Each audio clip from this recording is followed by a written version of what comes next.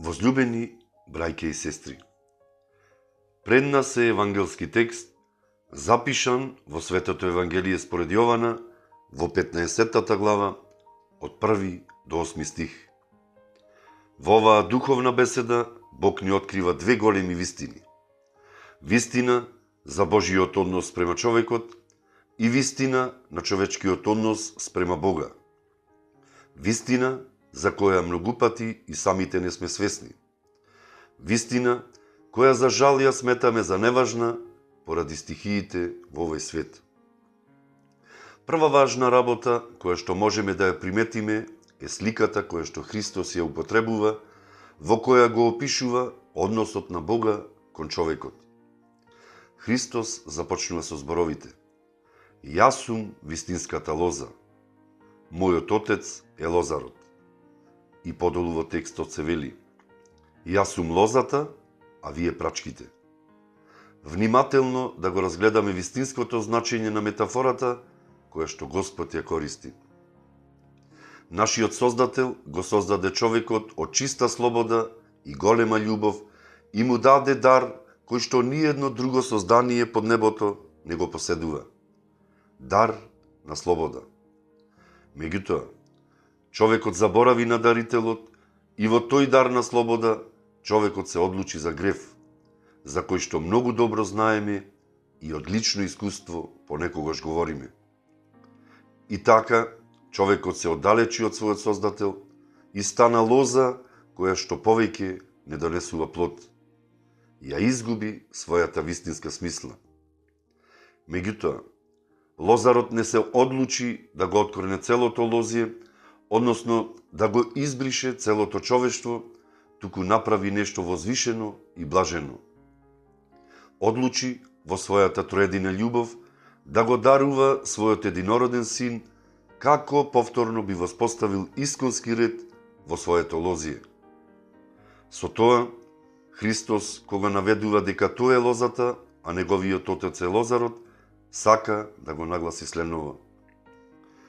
Исус ни открива дека тоа е онаа исконска врска која повторно го поврза грешното човештво со совршениот Бог. Исус стана лоза, мојки сила, над нашата заслужена казна, односно откорнување на неплодните лозови прачки и објава на Божјата милост и благодат на плодоносните и родни прачки. Тој самиот стана лоза за повторно прачките да ги поврзе со својот лозар, за да биде можно повторно прачките да донесат добар плод. Односно, Христос стана човек кој со својата смрт и воскресение го спаси паднатото човештво. И во Духот Свети му даде мир, радост и среќа, кои што човекот во гревост ги изгубил и секојдневно трага и лута и бесцелно скита. Го врати човекот кон неговиот искон. Ова е навистина преубава слика која ни открива колку Бог е приврзан кон нас, колку е неизмерна и неиспитлива љубовта негова кон своите чеда, кои се вообразени според ликот негов и неговото подобие. Колку му е важно нашето спасение, колку е се присутен во нашето секојдневие, а ние и да не ја приметуваме неговата заштитничка рака. Бог ни е близу повеќе отколку што можеме и да замислиме. Тој може да ни го даде дури и тоа за кое не знаеме и не умееме да се молиме. Тој посредува со Духот свој за нас, со неискажливо воздивнување во молитва. Како што стои и запишано во денешната евангелска беседа, секоја прачка која што дава плод, ќе ја очисти за да принесе повеќе плод. Овде понекогаш стои одговорот на прашањето зошто Бог допушта или не допушта одредени работи во нашиот живот и зошто Бог понекогаш не ги слуша нашите молитви.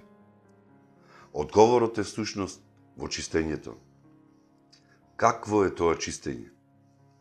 Чистењето на лозата се прави за да се отстранат неродните прачки.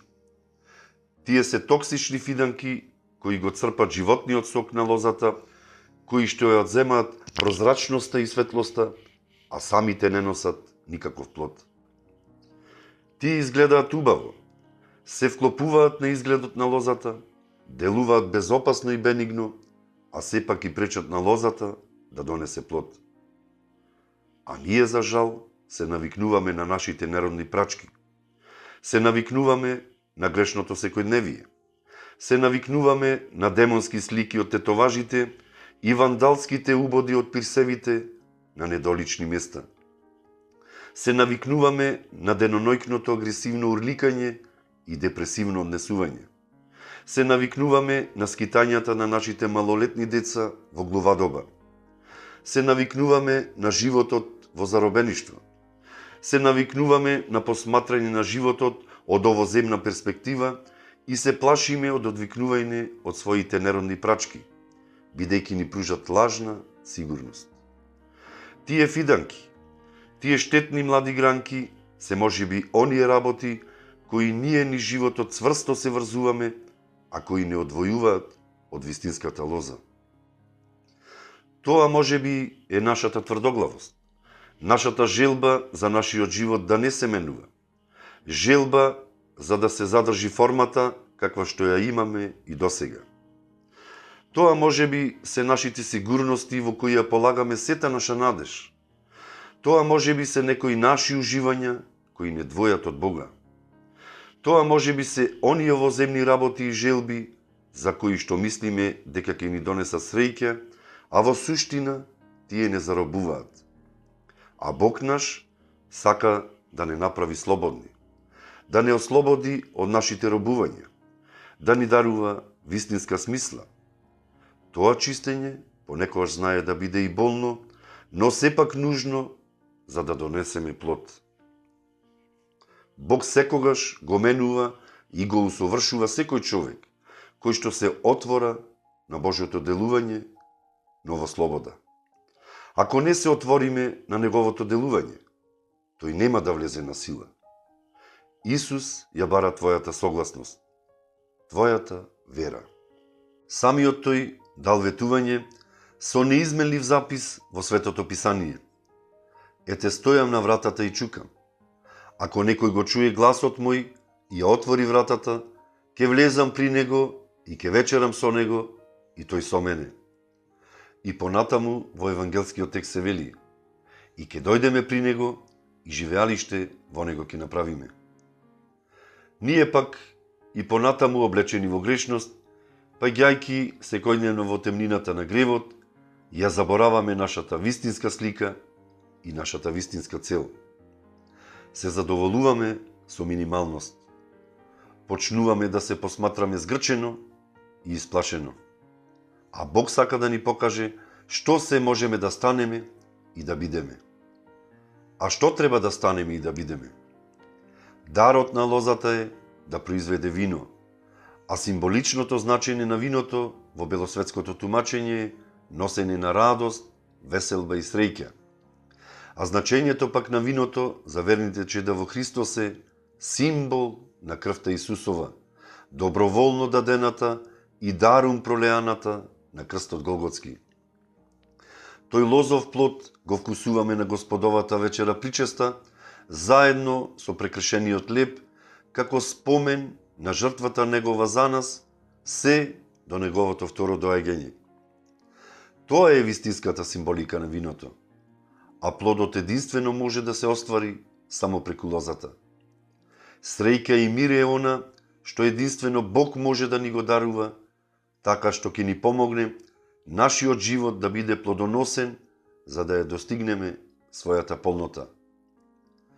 Христовата реченица "Без мене не можете да направите ништо" ја разоткрива лагата и ја урнисува себеправедноста во која што ние луѓето често се уверуваме дека сме доволни самите себе, дека Бог не ни е потребен, дека сме ние доволни самите да си исполниме онаа празнина присутна во нас.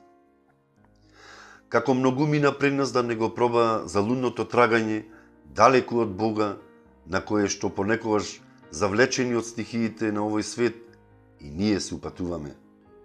И така, патувајќи од едно разочарување до друго, доаѓаме во средба со смртта, кое на крајот ја исчекуваме како би ја прекинале таа агонија на трагање, а празнината и понатаму зјае во нашите срца. Очекуваме како Божем грешните работи ќе ни донесат вистинска среќа. Сите богатства, сите земни престоли, славата, мојкта, кариерата, уживањето, се овоземно, се ќе исчезне. И сета полнота од тие телесни твари ќе ја снема. Останувајќи сами со себе, сваќаме дека ништо од горе наведеното не го оствари саканото очекување. Узнавме дека со телесно и ронливо, односно распадливо богатство, не се оди кон Бога, туку со цврста увереност дека се е од Него, преку Него и за Него создадено. Со тоа поверувавме во Христовите зборови. Со тоа ќе се прослави мојот Отец, ако вие принесувате многу плод и да бидете мои ученици. Како би го вкусиле смисолот, мирот и среќата во овој живот, а потоа и полнотата во вечноста. Нека на тој пат ни помогне нашиот вистински лозар и да не соедини во Христовата лоза, за да имаме удел во плодот на Духот, кој ќе го благослови самиот тој во нашите овоземни животи и да даваме добар плод, за да принесеме евангелска наситка на многу гладни и жедни срца. Господ нека ни е на помош. Амин.